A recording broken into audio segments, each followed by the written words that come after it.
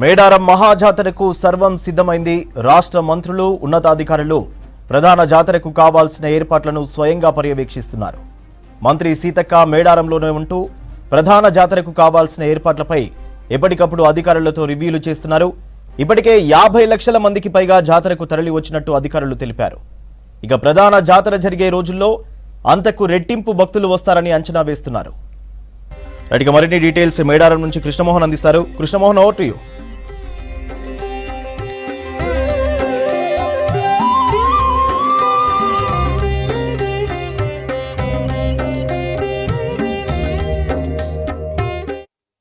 మంచి ఈ బుధవారం నుంచి అంటే మరొక 48 గంటల్లో మహాఘట్టం ప్రారంభం కానున్నది. వనం నుంచి అమ్మవార్లు గద్దెలపైకి వచ్చి జనాన్ని ఆశీర్వదించడానికి రానున్నారు. అందుకు సంబంధించినటువంటి ఏర్పాట్లన్నీ కూడా జరుగుతున్నాయి. గత జాతరలు పోలిస్తే ఈసారి జాతరకు భక్తులు పెద్ద ఎత్తున తరలి రానున్నారు. గత నెల రోజులుగా ఉన్నటువంటి లెక్కలు కనుక చూస్తే దాదాపు 50 లక్షల మంది వరకు కూడా భక్తులు అమ్మవార్లను ముందస్తుగానే దర్శనం చేసుకుని మొక్కులు చెల్లించుకుంటున్నారు. అయితే మేడారం జాతరకు సంబంధించి 4 బుధవారాలు చాలా కీలకమైనవి. అందులో మాఘశుద్ధ పౌర్ణమికి సంబంధించి ముందు వచ్చే 2 పౌర్ణమిలు, ఆ తర్వాత మాఘశుద్ధ పౌర్ణమికి సంబంధించినటువంటి పౌర్ణమి వచ్చేటువంటి బుధవారం, ఆ తర్వాత లాస్ట్ వచ్చే తిరుగువారం జరిగే బుధవారం, ఈ 4 బుధవారాలకు సంబంధించి చాలా కీలకంగా జరుగుతుందని చెప్పచ్చు. ఇప్పటికే గుడిమేలుగ పండుగ మొదటి బుధవారం, అదేవిధంగా మండమేలుగ పండుగకు సంబంధించి మొన్న బుధవారం నాడు 2వ బుధవారంకి సంబంధించినటువంటి పండుగ కూడా పూర్తి చేశారు. ఈ 2 కూడా ఆదివాసీలకు సంబంధించినటువంటి సమ్మక్క, సారలమ్మ, అదేవిధంగా పగిడిద్రాజు, గోవిందరాజుకు సంబంధించినటువంటి ప్రధాన పూజారులు మొత్తం 13 మంది ఉంటారు. ఈ 13 మంది కూడా అత్యంత నిష్ఠతోటి ఈ పూజా కార్యక్రమాలన్నీ కూడా చేస్తారు. దీనికి ముందు కూడా ఆలయాన్ని మొత్తం శుద్ధి చేయటం, తర్వాత అమ్మవార్లకు సంబంధించినటువంటి ఈ మహాజాతరకు సంబంధించిన ముందు జరిగేటువంటి కతువులన్నీ కూడా నిర్వహించడం అనేది కూడా జరుగుతుంది. ఇప్పటికే జాతరకు పెద్ద ఎత్తున భక్తులు తరలి రావడం, దాదాపుగా ఇప్పటి వరకు 50 లక్షల మంది పైగా భక్తులు తరలి వచ్చారు. అయితే ఇంకా క్రౌడ్ కంటిన్యూ అవుతుండడం, మహాజాతర సమీపం వస్తున్న నేపథ్యంలో ఈసారి జాతరకు మొదటగా అయితే 1,50 లక్షల మంది వరకు కూడా భక్తులు వస్తారని అంచనా వేశారు. ఈ ముందుగా వచ్చే భక్తులు ఒక 40 నుంచి 50 లక్షల వరకు ఉండడం, తర్వాత వచ్చే దానికి 1 కోటి మంది వస్తారని అంచనా వేశారు. కానీ ఈ లెక్కలు మరింత తారుమారయ్యే అవకాశం ఉందని చెప్తున్నారు. ఎందుకంటే వస్తున్న భక్తుల సంఖ్య చాలా విపరీతంగా ఉంది. ఈసారి మహాజాతరకు సంబంధించి 4 రోజులు జరిగే జాతరలో దాదాపు 2 కోట్ల మంది వరకు కూడా భక్తులు హాజరవుతారనే ఒక అంచనాకు ప్రభుత్వం వచ్చిందని చెప్పచ్చు. దీంతోనే ప్రభుత్వం ఇంకొంత సీరియస్గా తీసుకుంది.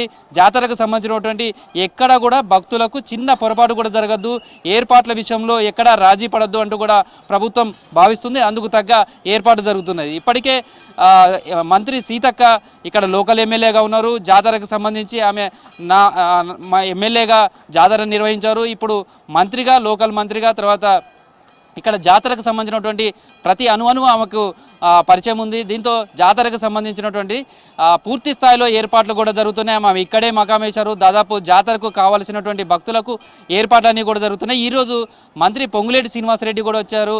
ఆయన కూడా కొన్ని అభివృద్ధి కార్యక్రమాలకు సంబంధించిన ఏర్పాట్లు అయితే జరిగినాయో వాటన్నిటిని కూడా ప్రారంభించడం జరిగింది.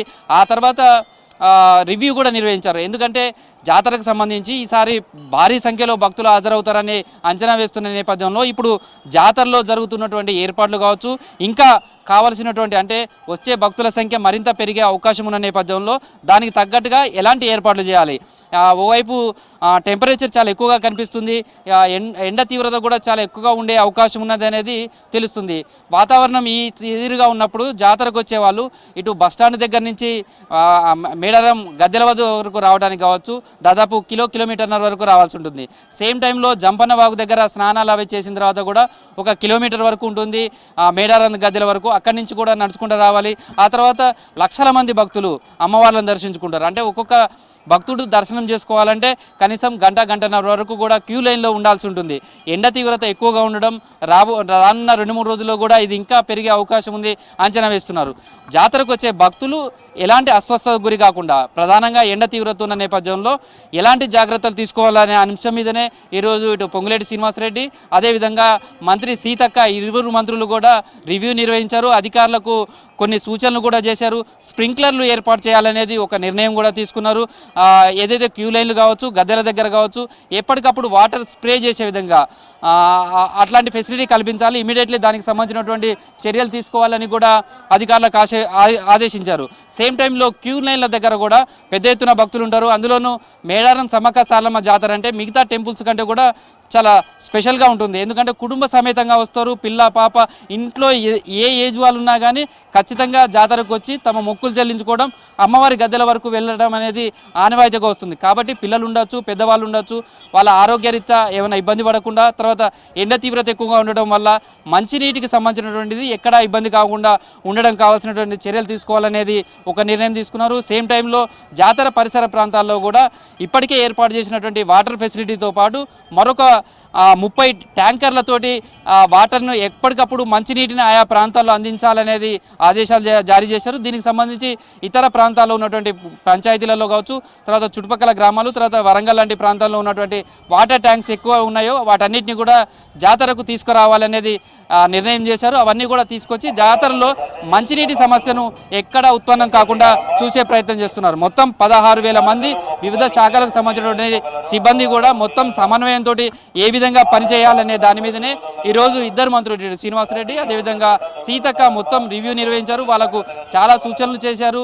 110 కోట్ల రూపాయలతో గతంలో కంటే కూడా ఈసారి భిన్నంగా ఉన్నది వాతావరణం. సేమ్ టైంలో ప్రభుత్వం కూడా ఆ స్థాయిలో ఏర్పాట్లు చేస్తుంది. 110 కోట్ల రూపాయలతోటి ఈసారి జాతరకు సంబంధించినటువంటి అన్ని రకాల ఏర్పాట్లు చేశాం అనేది మంత్రి శ్రీనివాసరెడ్డి కూడా చెప్తున్నారు. దానికి సంబంధించినటువంటి పనులన్నీ కూడా దాదాపు పూర్తయ్యాయి. 6,500 ప్రాంతాల్లో టాయిలెట్స్ ఏర్పాటు చేశాం. అదేవిధంగా ఉమెన్స్కు సంబంధించి ఈసారి మహాలక్ష్మి పథకం నేపథ్యంలో ఆర్టీసీకి సంబంధించి బస్సులలో ఎక్కువ మంది మహిళలు ప్రయాణించే అవకాశం ఉంటుంది. కాబట్టి బస్సుల మీద రష్ ఎక్కువగా ఉంటుంది అనే నేపథ్యంలో గతంలో అయితే 3,000 నుంచి 4,000 వరకు రికార్డులో బస్సులు నడిపినటువంటిది. కానీ ఈసారి 6,000 బస్సులు నడిపిస్తున్నాం. మహాలక్ష్మి పథకం నేపథ్యంలో మహిళలు ఎక్కువగా ఉపయోగించుకుంటున్నారు.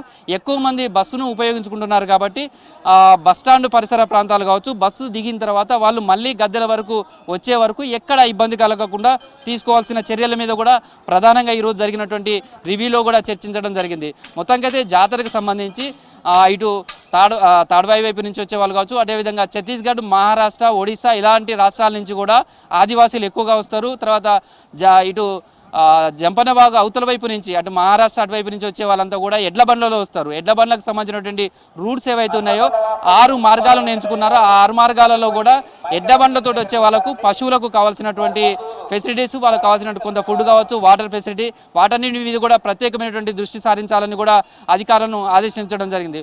మొత్తానికైతే మేడారం జాతర సమీపిస్తున్న కొద్దీ కూడా భక్తుల తాకిడి ఎక్కువగా ఉంటుంది. దానికి తగ్గట్టుగా కూడా ఏర్పాట్లు చేస్తున్నారు. పోలీస్ శాఖ చాలా కీలకమైంది ఈ జాతరలో చెప్పుకోవచ్చు. ఎందుకంటే ఓవైపు భద్రతాపరమైనటువంటిది కావచ్చు, ట్రాఫిక్ కావచ్చు, తర్వాత ప్రధానంగా అమ్మవార్లు రావాలి అంటే కూడా పోలీసుల ప్రోటోకాల్ ఉంటుంది. ఎస్పీ స్థాయి అధికారి AK-47 తోటి రైఫిల్ తోటి ఫైర్ చేసిన తర్వాతే అమ్మవారి ఆగమనం మొదలవుతుందనేది భక్తులందరూ కూడా తెలుస్తుంది. కాబట్టి పోలీస్ శాఖ చాలా కీలకంగా ఉంటుంది. ఈసారి పోలీస్ శాఖకు సంబంధించి ఎలాంటి భద్రతాపరమైనటువంటి చర్యలు తీసుకోవాలి, ఎలా మూమెంట్ ఉండాలి అనే దాని మీద కూడా డీజీపీ వచ్చి రివ్యూ నిర్వహించారు. ఆయన కూడా మొక్కులు అమ్మవారిని దర్శించుకొని మొక్కులు కూడా చెల్లించుకున్నారు. మొత్తానికైతే మేడార పరిసర ప్రాంతాల్లో అయితే ఇప్పటికే భక్తుల రాక మొదలైందని చెప్పొచ్చు. రేపు ఎల్లుండి వరకు ఇంకా పెద్ద ఎత్తున భక్తులు వచ్చే అవకాశం ఉంది. దాదాపు మేడార పరిసర ప్రాంతాలంతా కూడా గుడారాలతోటి భక్తులతోటి ఈ ప్రాంతం అంతా నిండిపోయే అవకాశం ఉంటుంది. కాబట్టి దానికి తగ్గట్టుగా అధికారులంతా కూడా సన్నద్ధమై ఉండాలి. ఎక్కడ కూడా భక్తులకు సంబంధించి చిన్న పొరపాట్లు జరగద్దు, ఎక్కడ ఇబ్బంది కావద్దు, వాళ్ళకి కావాల్సినటువంటి ఫెసిలిటీస్ విషయంలో ఎక్కడ వెనుకడగవద్దు. ఎలాంటి వాటినైనా అక్కడ వాళ్ళకి కావాల్సిన ఫెసిలిటీస్ కల్పించడానికి అందరూ కూడా దాదాపు 16,000 మంది అధికారుల వివిధ శాఖలకు సంబంధించిన సిబ్బంది కావచ్చు, వీళ్ళంతా కూడా సమన్వయంతో పనిచేయాలనేది మంత్రులు ఆదేశించారు. దానికి తగ్గట్టుగా ఏర్పాట్లన్నీ కూడా జరుగుతున్నాయని చెప్పుకోవచ్చు. సూర్య.